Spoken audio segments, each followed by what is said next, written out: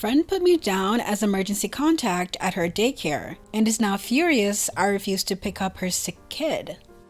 Hey everyone, welcome back to Lives on Reddit. Don't forget to subscribe to be a for lifer.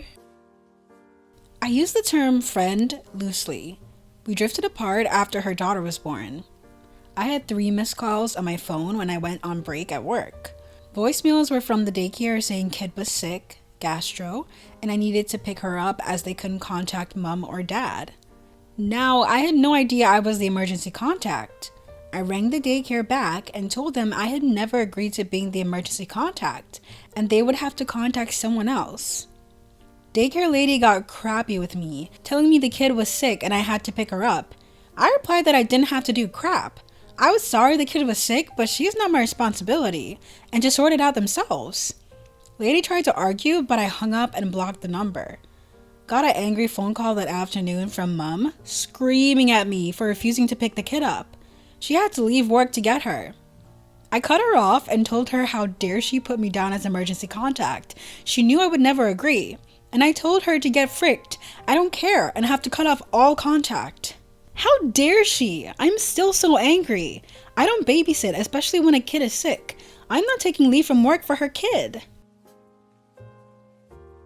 Wait, she wouldn't leave work to pick up her own sick kid, and yet she expected you to leave your work to pick up her sick kid? Without even asking you if this was okay? I'm sorry you had to deal with that frickery. Holy crap, people are insane. How is this person allowed to be a parent? I couldn't believe it. I have a job where I can't just drop things and leave easily. I certainly wasn't going to pick up a kid who was vomiting and had crapped herself. I don't even own a car seat. What the frick did she expect? I had a friend who put me down as emergency contact when he took out a loan. Then he defaulted on the loan and changed his phone number. So every week I got a phone call asking where he was and what his contact info was. I would give them all the info I had every time. The calls eventually stopped after 6 months. As someone who worked in childcare centers for a short time before becoming a nanny, you would be astounded at some of the crap parents try. All childcare centers are strict in Australia when it comes to not allowing sick children in centers. We had parents who knew that their child were running a temperature, so they would give them paracetamol, which lowers the temperature, when the children got progressively sicker throughout the day. We would call the parents who, more often than not, were really ticked off that they had to collect their child. Sometimes they would tell us they couldn't be there for a couple hours, so we would tell them that we were calling an ambulance if they were not at the center within an hour. Slightly off topic, but we also had parents who would do the early morning drop-off at 6:30 a.m. and the child would still be in their overnight nappy and pajamas. Some of these children did the entire 6:30 a.m. to the 6:30 p.m. hours at the center. Many of these children would start to refer to us as mummy. Sheesh. Every anecdote I read from childcare workers hammers in the fact that a lot of people who have kids really shouldn't have had kids. Makes me sad. I just posted how I also worked in childcare. Everything you're saying is exactly right. For morning shifts, I'd often find children soaked through and through because they had not been changed even once since the night before. In my mind, that is abuse. But there were always excuses. We had working moms and moms who didn't work and had a cleaning lady but somehow still needed daycare. They were the top offenders of not changing diapers or providing basic care, and they didn't have the excuse of being busy either.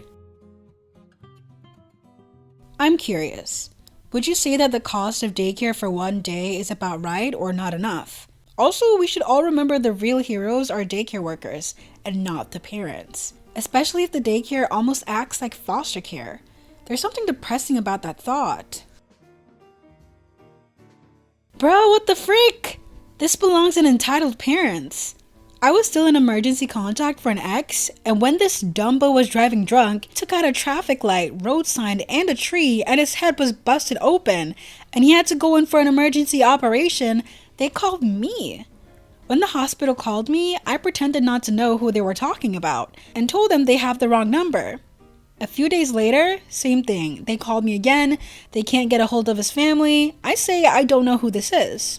3 weeks after the incident, he calls me directly and asked me why I told the hospital administration I didn't know him. And I did the exact same thing. Pretended I didn't know who he was and hung up and blocked his number. A new number, the old number I had was already blocked. LOL. I can't imagine picking up some person's sick child in an emergency. If this was a child in my family and there was no one else, then yes, I would reluctantly do so. But for a random friend? Heck no! That is impressively savage. He obviously still thought you'd get back together or he wouldn't have kept you listed as his emergency contact. So pretending you didn't even know him is the most diabolical thing ever. They obviously needed someone to sign off on whatever surgery they were going to do.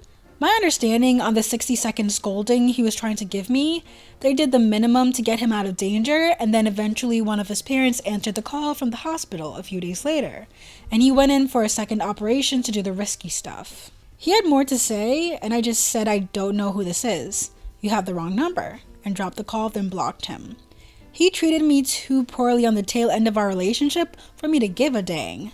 LOL. He was expecting me to magically forget. I have no idea how he's doing, and I don't care. I'm sorry, original poster. This is beyond crappy. Great job severing ties. I also feel like the daycare was pretty irresponsible here. Shouldn't they somehow verify they know who the emergency contact person even is? Like any rando could pop in at any moment, claim they are you, and take the kid. Chances are unlikely, but they're looking after people's kids for Christ's sake. You'd think they'd cover their bases on that kind of liability. My niece's daycare required that any person you would want them to release the child to had to come in, get their picture taken, sign a document, and even had to have a copy of a photo the daycare had taken of the child. If you could not produce this photo or they didn't recognize you, they would not give you the child. So this daycare just calling a random number to some person they've never met seems wildly irresponsible. Not to mention, even for their own sake to avoid exactly the situation. They probably should have called you beforehand or gotten your signature or something. Not that the mommy wasn't awful for doing this, but I just feel that a daycare shouldn't have let her do it at all. Some very unstable parents do this. When I worked at a school, one of the students was sick. Couldn't get a hold of the mom, of course, so called emergency contact. Contact freaked out. She was listed. She'd only met these people within the last 2 weeks. Said they were living in the landlord's garage out behind the house she was renting. That a few times she'd found the younger daughter sleeping outside in the backyard and let her stay inside when she did. This is probably why that girl was sick over 90% of the time. Contact also said that she was fairly certain illegal substances were involved and shady characters were coming in and out of the garage. She was too terrified to contact local authorities because she'd already had children's services involved with her own children. This did result in me calling the authorities for a wellness check, so they looked into it. The garage was cleaned out, and they were monitoring them, supposedly.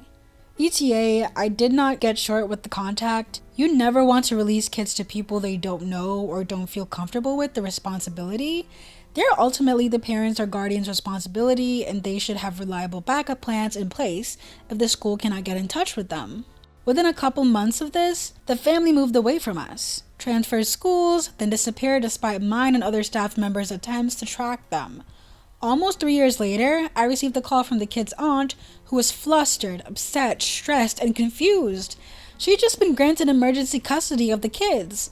Her sister was imprisoned, and she said her sister had been lying to her, and the kids hadn't been in school for almost 2 years. Had behavior and trust issues, not surprisingly. She had no kids of her own and kept repeating how confused and flustered she was. She didn't know how to enroll them in school or other steps she needed to get done in order for them to remain with her. So another staff member who was more familiar with that particular school district was able to walk her through the process, and we had the social worker do a courtesy call follow-up.